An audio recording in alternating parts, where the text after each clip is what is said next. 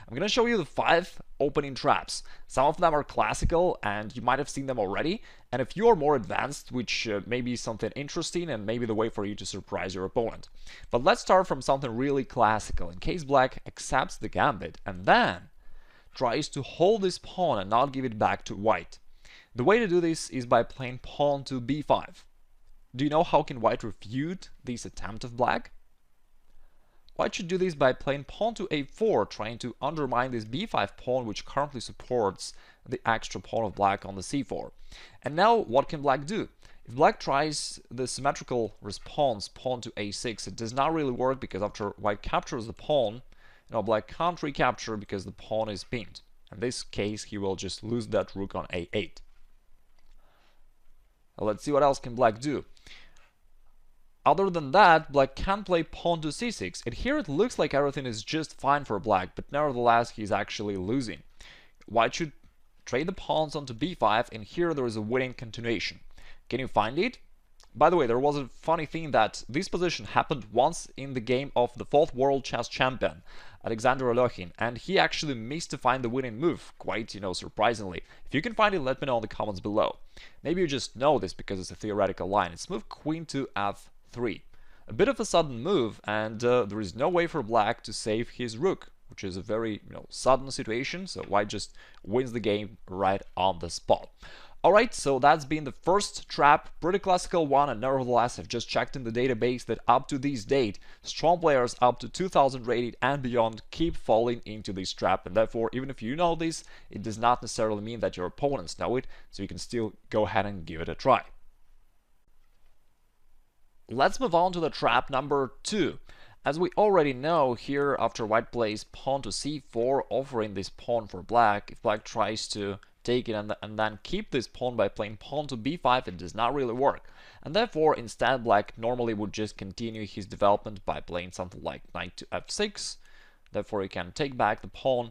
And here, some players really love to fianchetto their kingside bishop, and they play pawn to g6. It's not the main line, and yet it's something relatively common that your opponents may play. And here there is one interesting thing that you can do. After the next natural moves, knight to f3 and bishop to g7, instead of making another natural development move, you can try one sudden thing. It's a move queen to a4 check.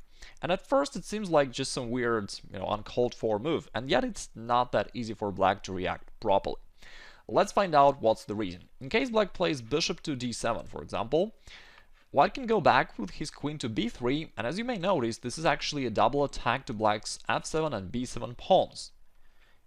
White can even increase the pressure by putting his knight to e5 on the next move, and therefore it's somewhat unpleasant for black.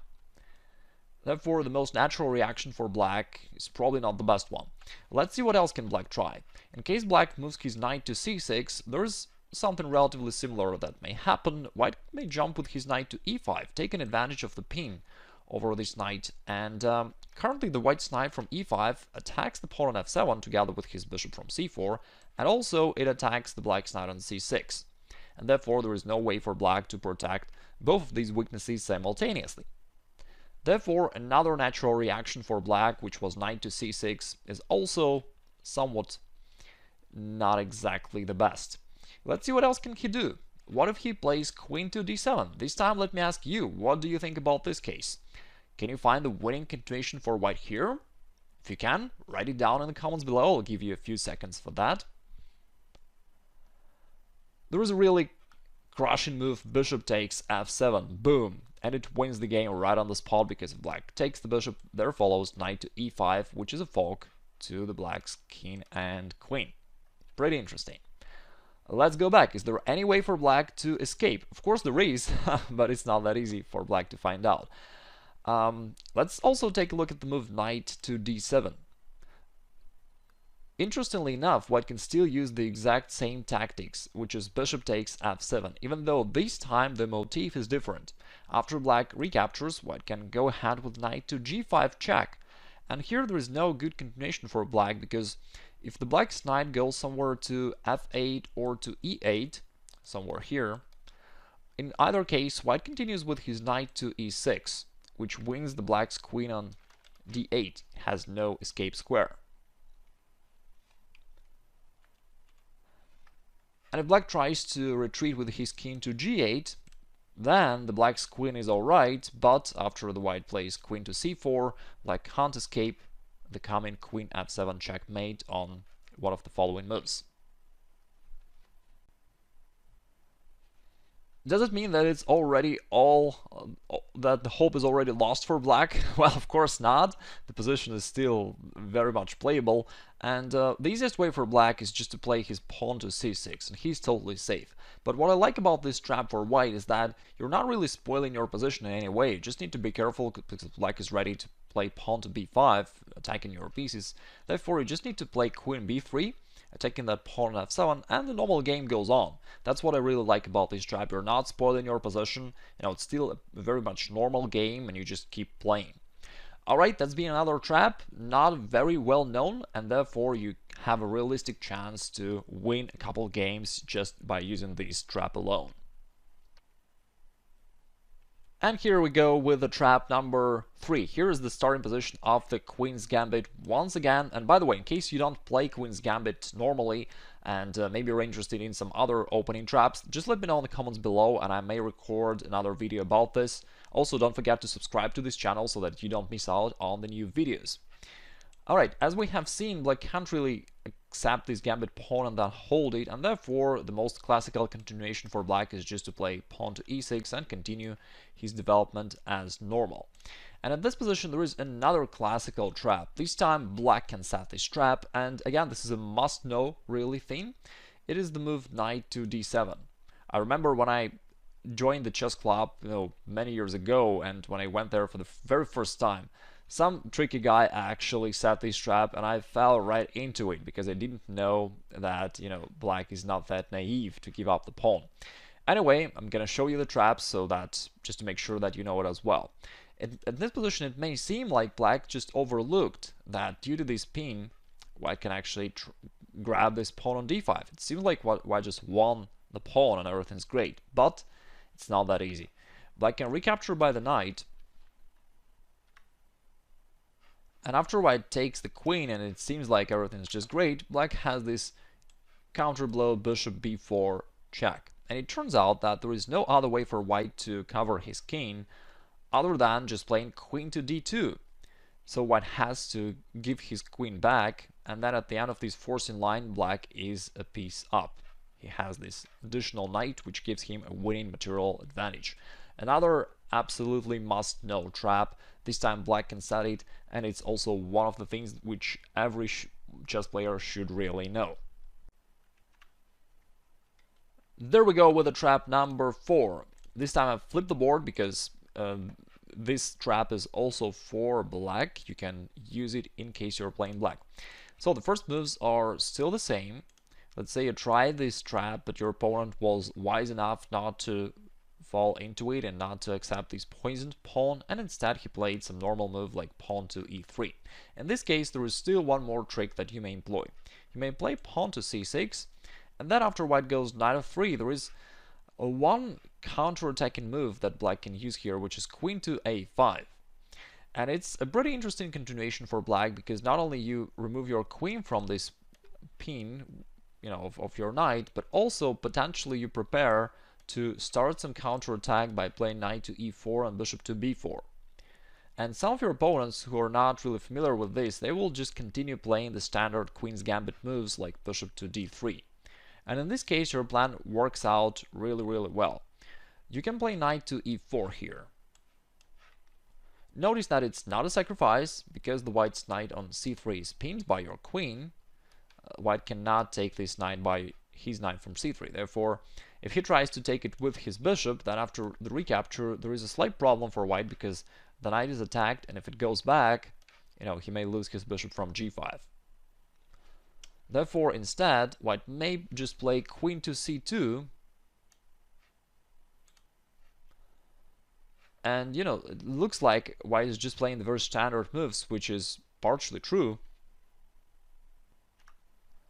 The only exception though is that here you can just win the game right away by playing knight takes g5, and then after white recaptures, all of a sudden you have this discovered attack along the 5th rank. You're attacking the knight and simultaneously you're attacking his bishop by the pawn. Therefore, After white recaptures the pawn, you just grab the knight and you're happily winning. And now there is the final fifth trap for today's video. The standard starting moves are still the same: d4, d5, pawn to c4, and here there's one more tricky line that black may use, which is pawn to e5, so-called Albin counter Gambit. And it's a pretty decent opening choice for black, especially for blitz games. I saw, for instance, Morozevich, one of the Russian grandmasters, won, numerous amount of games in the internet just by playing this opening line. The idea is that after white accepts the pawn, you push your pawn forward to d4, and it gives you some space advantage. It takes away the c3 square from the white's knight, therefore the white's development is a little bit clumsy at this point, and also it gives you a lot of freedom for your pieces. They can now move forward freely, which gives you quick development and very active position. In this position there is one natural reaction for white, which is not the best. It's pawn to e3, trying to eliminate this intruder, the black's pawn on d4, which is somewhat annoying for white.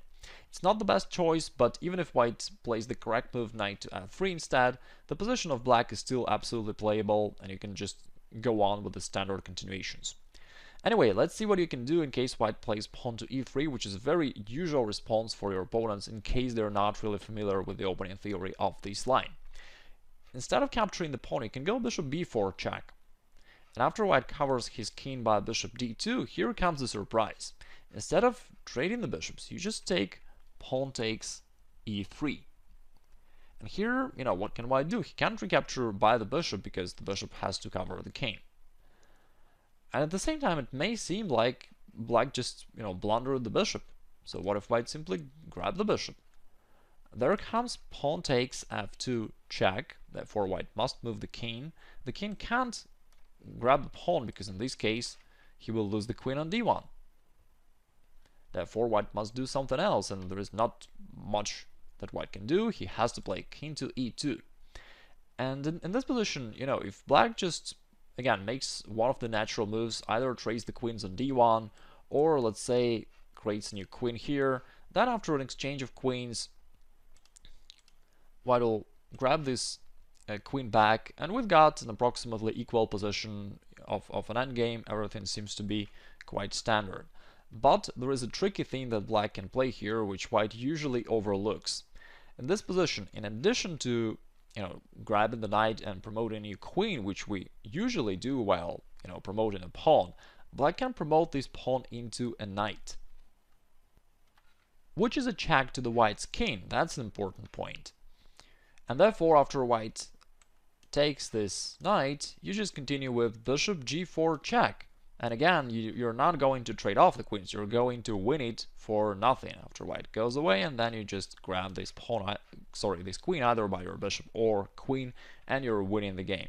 It's a classical trap that you need to know, and again, what I like about all these traps is that you can play them freely, meaning that even if your opponent is smart enough not to fall into these traps, you just continue playing as if nothing happened. You continue playing usual chess. If you enjoyed these traps, don't forget to give a like to this video to encourage me to create even more videos on similar subjects. I hope you enjoyed the video. Thanks.